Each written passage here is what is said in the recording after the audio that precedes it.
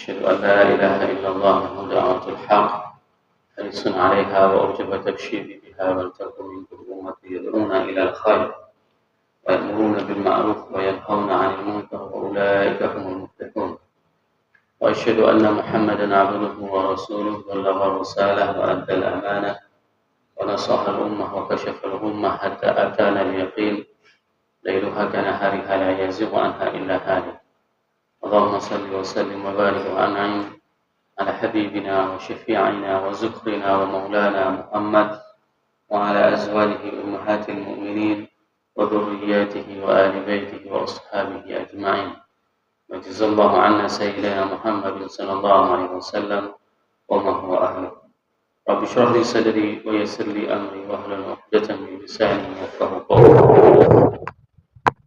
Para asatiz yang saya muliakan, yang mulia yang saya cintai, Bapak Ibu jemaah semua, ya Allah, marilah senantiasa kita panjatkan puji dan syukur kepada Allah yang telah memberikan nikmat iman kepada kita sehingga kita dapat melaksanakan salat subuh berjamaah dan beriktikaf di rumah Allah yang mulia ini.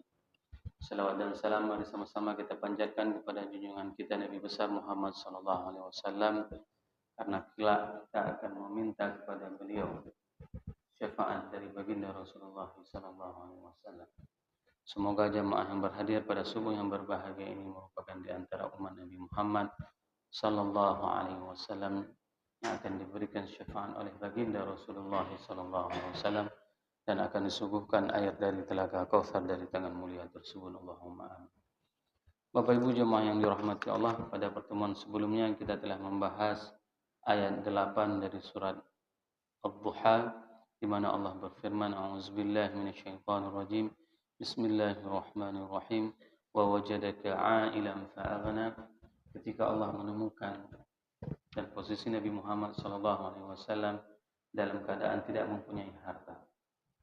Ini adalah kondisi Nabi Muhammad sallallahu alaihi wasallam di mana kita sudah menceritakan kehidupan beliau sangatlah terbatas. Dalam artian Rasul dari kecil sudah bekerja dan berusaha sebagai pengembala kambing. Pada saat umur 18 tahun, beliau sudah mulai berdagang. 12 tahun dibawa sama pamannya untuk melakukan perjalanan perdagangan ke Syam dan ke Yaman. Di umur 25 tahun, Rasulullah SAW melakukan perdagangan dengan membawa barang dagangan yang dimiliki oleh salah seorang wanita terkaya di Mekah, yaitu Ibunda Khadijah. Dan kekayaan Ibunda Khadijah itu dijelaskan pada saat harta yang dikeluarkan oleh Ibunda Khadijah, emas yang dimiliki oleh Ibunda Khadijah itu sampai tidak kelihatan Abu Bakar di hadapannya. Abu Bakar menceritakan tumpukan emas yang dimiliki oleh Ibunda Khadijah itu sehingga aku tidak kelihatan. Begitulah banyaknya harta yang dimiliki oleh Ibunda Khadijah. Digunakan semuanya untuk berdakwah membela agama Allah ini. Sehingga pada saat ayat ini diturunkan, wa wajadaka 'ailan fa'aghna, bukankah engkau wahai Muhammad itu tidak mempunyai harta, maka Allah kayakan engkau. Kaya di sini itu ada dua pemahaman. Yang pertama sekali itu adalah kaya hati dan yang kedua adalah kaya harta. Banyak di antara orang kaya harta akan tetapi hatinya tidak kaya. Sehingga dua aspek kekayaan ini harus tertanam di dalam jiwa kita. Sehingga apa? Sehingga walaupun kita tidak mempunyai harta yang lebih, akan tetapi kita mempunyai hati yang seluas langit dan bumi. Ini yang harus kita tanamkan. Belajar dari mana? Dari surat Ad-Duha ini. Bapak Ibu jemaah yang dirahmati Allah, di ayat yang ke-9 Allah berfirman, A'udzubillahi minasyaitonirrajim. Bismillahirrahmanirrahim. فَأَمَّا الْيَتِيمَ فَلَا تَقْهَرْ وَأَمَّا السَّائِلَ فَلَا تَنْهَرْ. Adapun anak yatim, فَلَا تَقْهَرْ, jangan engkau benci. Ini perintah dari Allah agar kita tidak membenci anak yatim. وَأَمَّا السَّائِلَ, adapun orang yang meminta-minta, فَلَا تَنْهَرْ, jangan engkau hardik, jangan engkau marahi. Imam Ibnu Ashur menjelaskan di sini bahwasanya kata-kata amma itu merupakan sebuah syarat. Tufidu syart. Idza kunta ta'lam dzalika wa aqrarta bihi, jika engkau mengetahui makna ma tersebut itu adalah diungkapkan oleh Imam Ibnu Ashur, jika kalian mengetahui dan engkau telah mengikrarkan dengannya, fa'alaika bisyukri rabbik, maka hendaklah engkau itu mensyukuri terhadap nikmat Allah. Hari ini pada saat kita sudah mengetahui posisi kita, posisi apa? Bahwasanya kita melihat sendiri dengan mata kepala kita tentang kondisi anak yatim. Maka apa yang harus kita lakukan? Yaitu bersyukur terhadap nikmat Allah. Bersyukur terhadap nikmat Allah ini adalah dengan menyayangi anak yatim tersebut, dengan menyantuni anak yatim tersebut. Nah, cara yang paling gampang untuk menyayangi anak yatim itu adalah dengan menyayangi anak yatim saudara terdekat kita. Kalau seandainya kita mempunyai adik, abang, kakak yang sudah meninggal dunia, maka peliharalah anak mereka. Jadi ada sebagian orang itu salah dalam memahami makna anak yatim. Dipeliharanya anak yatim yang jauh, dicarinya janda yang jauh, lalu dikawini, dipelihara. Padahal masih ada saudaranya yang yatim yang tidak diayominya. Betul, sebagaimana hadis Rasulullah SAW, kesempurnaan sebaik-baik perlakuan adalah perlakuan terhadap seorang janda. Bahkan pahalanya itu sama seperti berjihad pada saat membantu seorang janda. Ya, maka dikawinilah. Ini alasan bapak-bapak untuk nikah lain supaya dapat pahala jihad. Padahal masih banyak pahala lain yang bisa dia raih. Misalnya dengan memelihara anak yatim, anak abangnya, anak adiknya, anak saudara dekatnya. Nah, Bapak Ibu jemaah yang dirahmati Allah, fa'alaika bisyukri rabbik, maka hendaklah engkau itu dengan mensyukuri Tuhanmu, yaitu dengan menyantuni anak yatim. Dan santunan terhadap anak yatim ini bukanlah seperti yang hari ini kita praktekkan. Mohon maaf hari ini kita mengundang anak yatim ke instansi kita, lalu kita gosok kepalanya. Ya. Misalnya tungku imam gosok dari depan, bapak kepala instansi gosok dari belakang, sehingga rambut anak yatim keriting, asik digosok-gosok saja. Bukan seperti itu. Memelihara anak yatim, menyantuni anak yatim seperti yang kita sampaikan tadi. Pelihara dia di rumah kita. Tapi yang lebih afdal kita memeliharanya itu adalah anak yatim saudara terdekat kita. Maka ada sebuah rasa yang dimiliki oleh orang-orang terdahulu. Pada saat abangnya meninggal dunia, adiknya meninggal dunia, kakaknya meninggal dunia, maka dia ambil anaknya, tinggalkan satu rumah dengan dia. Ini adalah sistem adopsi anak yatim yang paling betul. Sehingga apa? Sehingga tidak akan terjadi fitnah. Nah, sehingga istri kita pun apabila misalnya kita ambil anak abang kita, dia bisa menampakkan orangnya karena dia sebagai mahamnya. Ini hal yang harus kita pelajari. Bukan dengan mengadopsi anak yatim lain kita taruh di rumah dan itu semuanya akan membuat kemaksiatan terjadi di dalam rumah tangga kita. Bapak Ibu jamaah yang dirahmati Allah, sebagaimana firman Allah, fa'ammal yatima fala taqhar. Adapun anak yatim janganlah engkau membencinya. Wa yadhhar annahum ma iltazamul fasl baina amma wa jawabiha bi taqdimi syai' min ala'iqil jawab illa iradatul ihtimam bil muqaddam. Pada saat Allah menyebutkan kata-kata amma, inilah indahnya bahasa Arab. Pada saat kita mempelajari tafsir, kalau seandainya nanti Bapak Ibu menemukan ada sesuatu kata-kata amma dan setelah kata amma tersebut ada kata lain, ya, ada kata lain setelah kata amma, maka diikuti dengan kata-kata fa, maka itu menunjukkan sesuatu itu penting.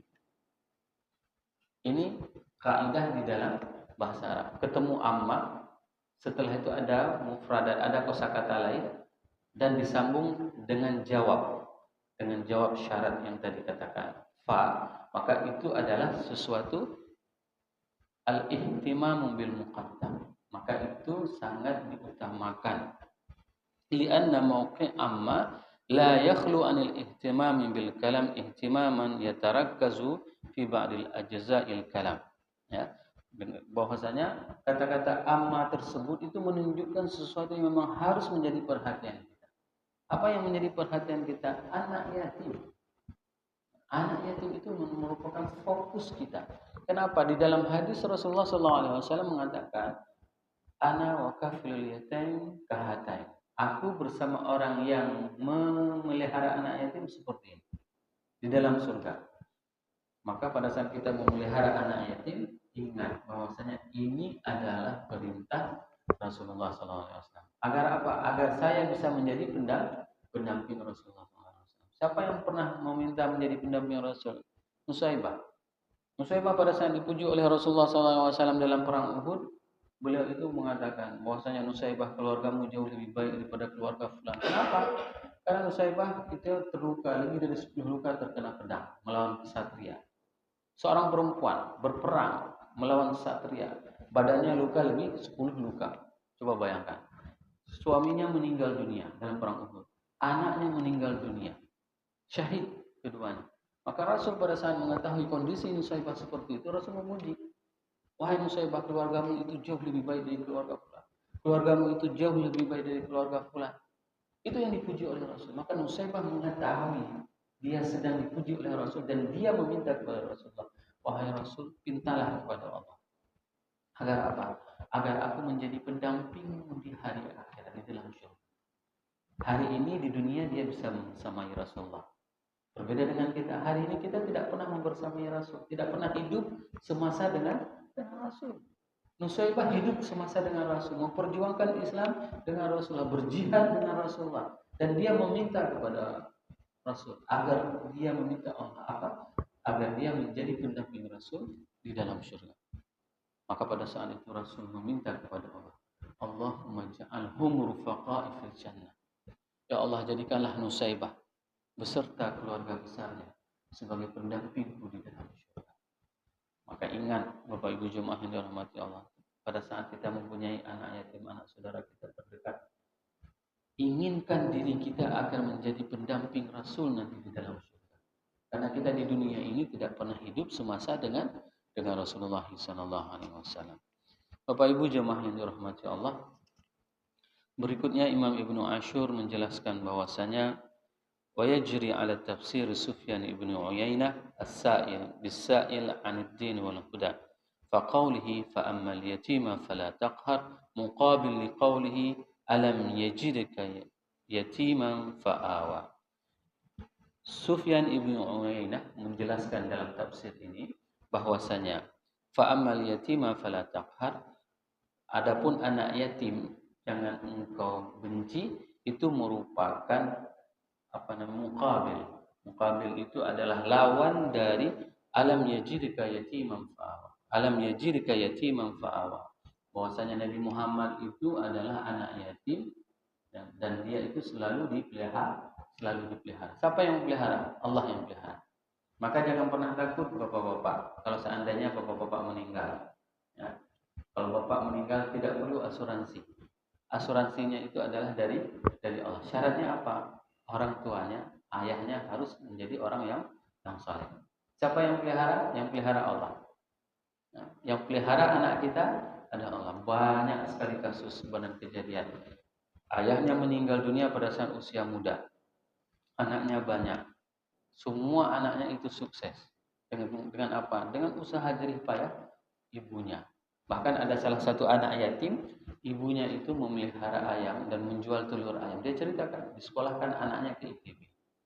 Sampai tangan ibunya itu membusuk. Karena apa? Selalu mengadu makanan anak. Dipelihara anaknya. Anaknya itu sukses. Begitu juga dengan kisah-kisah bahwasanya semua itu akan dipelihara oleh Allah dengan syarat satu, orang tua harus menjadi saleh. Maka jangan pernah khawatir.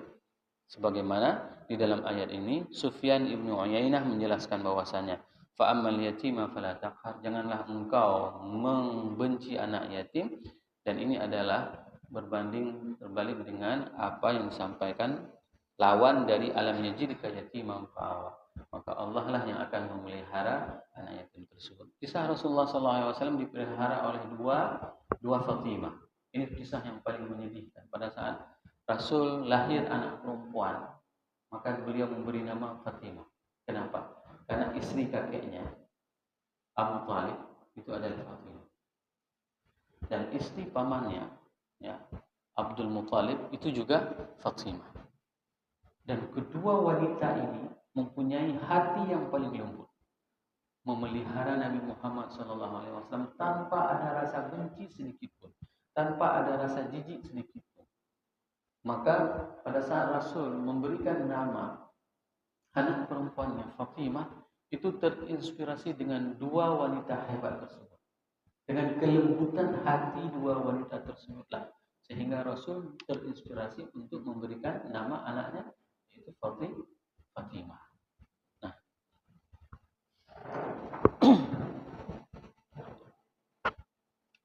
sehingga dua wanita itu adalah wanita yang paling sangat disayangi oleh Rasulullah Sallallahu Alaihi Wasallam. Bapak Ibu jemaah yang dirahmati Allah, kenapa kita diperintahkan untuk tidak membenci anak yatim? Imam Ibnu Ashur menjelaskan bahwasanya li'anna ahlul jahiliyah, dikarenakan orang-orang jahiliyah ya, kanu yaqharunal aitam, mereka itu sangat membenci anak yatim. Kalau hari ini ada orang yang membenci anak yatim, berarti mereka masih hidup pada masa zaman jahiliyah. Itu yang harus kita pahami. Li'annal qahra qasrus sadr min jaza'il qillah min mutalabatil hajah. Karena kan kebencian tersebut, apa yang membuat seseorang itu membenci anak yatim? Dikarenakan min mutalabatil hajatihi, dikarenakan banyaknya permintaan dari anak yatim tersebut, sedangkan mereka harus mengeluarkan pendapatannya untuk menafkahi anak yatim. Sehingga orang-orang jahiliyah pada saat ada anak yatim itu sangat dibenci. Kenapa? Menguras semua pendapatan mereka, sehingga mereka tidak mau berbagi. Sebagaimana firman Allah, fala taqul lahum uffin, ya, dan janganlah engkau mengatakan kepadanya uffin, wa imma tu'ridanna anhum ibtigha'a rahmatin min rabbik tarjuha faqul lahum qawlan maysura, ya. Fa inna qillatal lisan sari'atul husul, ya, bahwasanya pada saat seseorang itu banyak meminta itu merupakan bagaimana seseorang itu akan terpenuhi, bagaimana cara memenuhi kebutuhannya. Bapak Ibu jemaah yang dirahmati Allah, wal qahr, yaitu dan yang maksud dengan membenci tersebut adalah ghalabatu wal idza minal munasab wa huwa al munasabun huna, yaitu di mana yang dimaksud dengan kebencian itu adalah al-ghalabah wal idza, yaitu yang perasaan yang mendominasi untuk menyakiti hati anak yatim. Berapa banyak hari ini orang-orang yang mereka menjual anak yatim, membuat donasi untuk anak yatim. Ini bahaya sekali.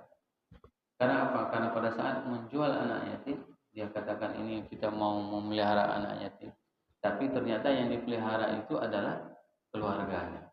Mereka bersembunyi di mana? Di balik anak yatim, membuat yayasan, membuat lembaga, dan lembaga tersebut dengan alasan untuk menghidupkan anak yatim, tapi ternyata yang dia hidupkan itu adalah keluarganya. Maka hati-hati dengan kebencian tersebut. Kebencian tersebut bukan hanya dengan rasa tidak suka, akan tetapi membuat sakit hati anak yatim, itu merupakan juga salah satu dari bentuk kebencian. Bapak Ibu jemaah yang dirahmati Allah, dan dimaksud dengan benci tersebut adalah bil isyarati mithla abusil wajh, dan maksud dengan kebencian tersebut juga maknanya itu adalah dengan bermuka masam terhadap anak yatim. Fal qahru al manhiyun anhu huwa qahru alladhi la yu'amul bihi ghair yatim fi mithli dhalik. Dan kebencian tersebut adalah kebencian yang membuat anak yatim itu kita sehingga membuat dia dipukuli, sehingga dia kita siksa, Ini namanya dengan kebencian. Tapi pada saat kita memberikan ta'dibnya, fa'amal qah li ajli istilah kadarbi li ta'dib fahuwa huququt tarbiyah. Ini harus dibedakan. Tapi pada saat kita memukul dia untuk ta'dib, untuk memberikan pelajaran, ini dipersilahkan. Mohon maaf hari ini pada saat seorang orang tua memukul anaknya, itu bisa dituntut. Nah, ini adalah salah satu kebablasan kita. Saya punya teman, pada saat dia mendidik anaknya, tinggal di luar negeri di Amerika, dia didik anaknya, pada saat dia suruh sembahyang tidak mau, lalu dipukul. Lalu dia mengadu orang tuanya ke polisi. Coba bayangkan, jangan sampai nanti di negara kita pada saat seorang ayah mendidik anaknya, mendidik itu beda dengan pukul sor. Kalau pukul sor itu tendang-tendang anaknya, jambak-jambak, itu pukulnya pukul nafsu.